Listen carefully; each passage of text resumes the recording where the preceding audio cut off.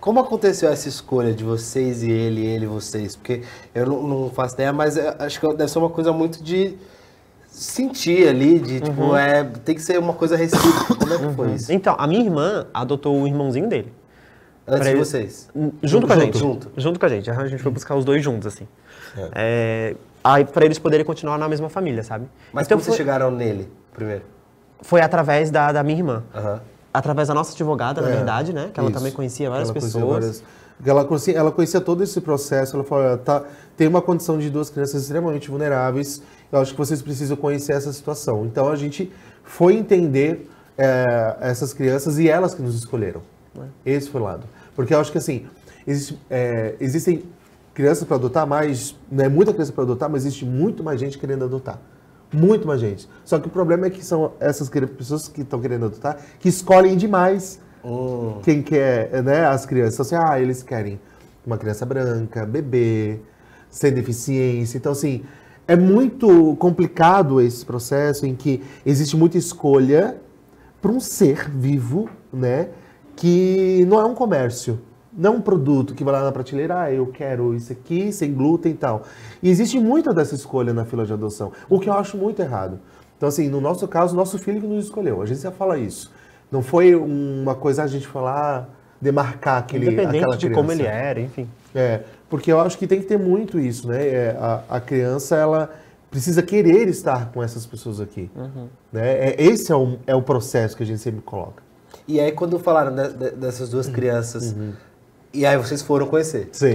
E aí vocês chegam e veem os dois ao mesmo tempo. Sim. E aí, assim, essa identificação do... É uma loucura. É ele, e ele com vocês, e o irmão também. Aí ele já queria mostrar o desenhozinho que ele tava vendo. Ele já veio pro nosso... Foi muito doido. Por isso que a gente sempre fala que nada na vida acontece por acaso, sabe? Tudo é pra ser, assim, como deve ser.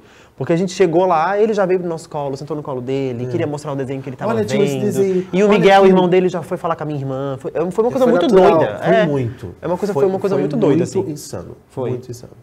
E aí sua irmã adotou o Miguel. E aí, ela mora em São Paulo? Ela tá morando em Santa Catarina. Santa Catarina. A gente é de Santa Catarina. A gente tá aqui há um ano. E aí, mas como é esse grau de proximidade deles hoje? Agora ele se vem, tipo, nas férias, ele passou o mês inteiro lá em Santa Catarina, agora de julho, o mês inteirinho, 30 dias, lá em Santa Catarina com o irmão dele todo dia, assim. Aí matou bastante a saudade. E a gente viaja muito pra Santa Catarina também. E daí, às vezes, a minha mãe vem pra cá. Por exemplo, amanhã a gente vai viajar, minha mãe vai vir pra cá pra ficar com ele. Então, quando dá, ela traz o Miguel junto, aí ele fica aqui um final de semana. Ou então o Cauã vai pra lá, e a gente vai fazendo assim. E eles entendem super bem essa situação. Eles sabem que eles são primo-irmãos. Né? Que eles são irmãos no laço sanguíneo e são primos do lado adotivo. Só que eles são irmãos, os dois entendem isso, sabe? Eles tinham quantos anos? O Cauã tinha 5 e o Miguel tinha 3. Nessa época, assim, tem muita... existe muito trauma e muita memória em relação à parte biológica? Tudo. Que pra vocês também deve ser uma barra de, tipo... Tudo. Foi tudo. O Cauã, ele lembra de 100% de tudo que aconteceu com ele. Hoje ele não comenta mais, mas no início ele comentava todo dia.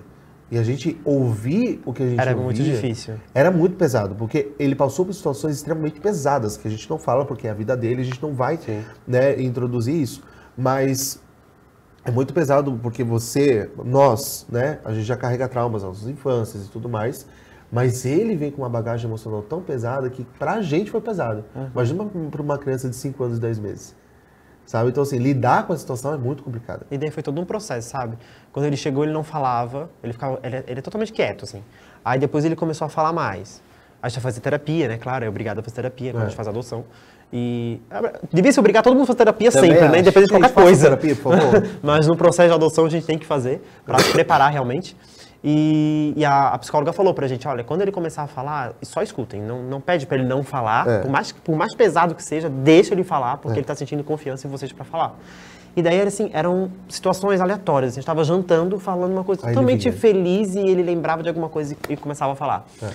E era muito ruim de ouvir assim, mas aí a gente esperava ele terminar de falar e depois só falava, filho, é muito triste realmente, mas ficou no passado, você não precisa mais ficar triste com relação a isso, agora sua vida é outra, blá, blá, blá, blá, blá.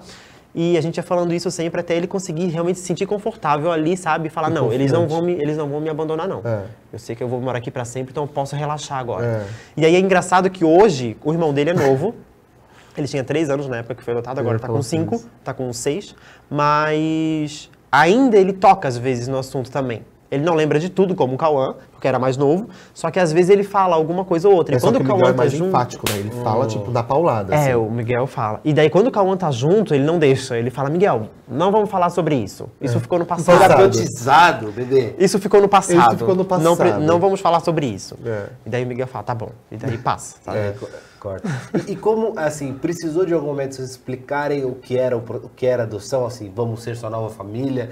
Era uma coisa que ali, onde ele estava para receber vocês, ele já estava um pouco introduzido isso na mente dele. Como foi essa explicação de, a partir de agora a gente quer que você seja a nossa família e a gente vai morar na mesma casa e tudo isso? É um processo, né? Tipo, ele sabia que ele ia para um novo lar, isso é uma coisa óbvia, né? Eles passaram por várias famílias, na verdade. É. Acho que então, já tinha passado por eles passaram. Vários. Eles iam pra casa de alguém, devolvia.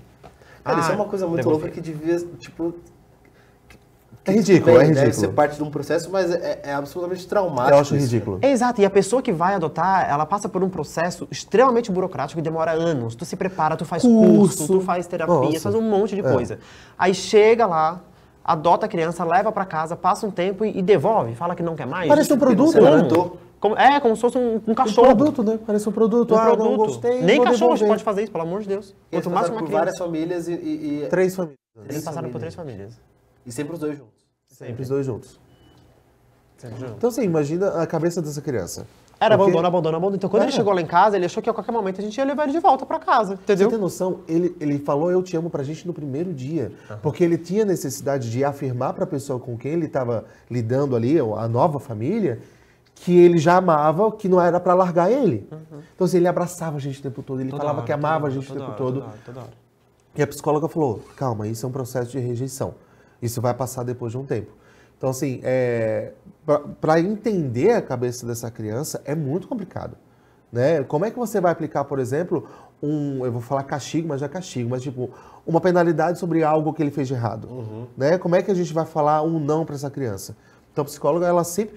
Por isso que é muito importante, gente, se vocês forem adotar, é essa questão de colocar a criança desde o início na psicóloga, porque ela vai trazer pra gente uma lucidez que muitas vezes a gente não tem. E não tem mesmo.